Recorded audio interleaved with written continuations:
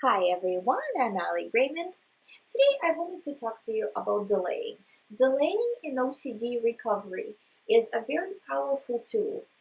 If you feel like you cannot completely stop the compulsion or stop avoiding, delaying works very well in a lot of the times. It kind of depends a little bit on the type of OCD you have and the type of compulsions you do.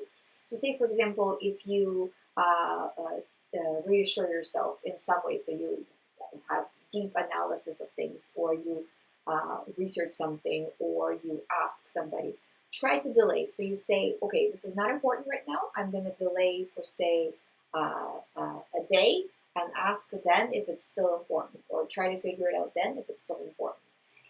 In terms of physical compulsions, I'm not going to do, say, the checking or something now. I'm going to wait a little bit until the anxiety goes up, hits a peak, and will calm down. And if after it starts to calm down, I still feel like I need to do it, then I will do it.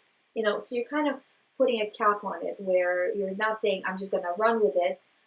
As soon as the thoughts come in, you're kind of giving yourself a little bit of time for the anxiety to start to fade. And this is very, very important, because in this way you're showing your mind that this is not all that relevant, and I don't actually need to do this. So you're saying I can choose to do this, or I can choose not to do this. And right now I am making an active choice not to do this. So it's that choice. Even if you end up at the end of the day doing the compulsion, just by the power of delaying, you're already showing your mind that this is not all that relevant, and that actually propels you forward a little bit in recovery. So if you feel like you can't, I think that I had some questions on it in the Q&A, right? That if you feel like you just can't step over the fear, at least try to delay. The other thing about delaying is, when you delay, you're that period of time between when the first thought came in and when you, say, for example, did reassurance, right?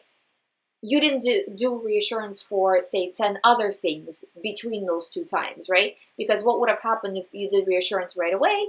It would have went away, then got replaced, maybe, and got replaced with something else, and then something else, and then something else, right? So this way you kind of just stayed with one thing. You're like, no more, I really need to wait, and then you're doing it. It's just pushing through in whatever way you can. A lot of the times when you have OCD, you kind of develop this all or nothing thinking, where if I fail at one thing, I'm never going to recover, I might as well just give up. And it's really not like that. It's as much as you go, trying to do more and more, and as you feel better, you're able to keep going. It's a process of that. It's not an all or nothing situation. Just doing it every single day, no matter what. You feel good, you do exposures. You feel bad, you do exposures every single day. And by exposures, I mean exposures and response prevention. You will see how fast these thoughts will start to lose power. But if you're doing this 50-50, one step forward, one step back, that's when it's kind of like complicated, because then, you're kind of, neither here nor there, and that's not a good thing. So choose to keep going no matter what all the time. You will start to really see progress. I hope you find my videos helpful. If you haven't subscribed to this channel, please subscribe. If you'd like to do one-on-one recovery program with me, all the information is on youhaveocd.com. Thank you so much for watching. I'll see you tomorrow.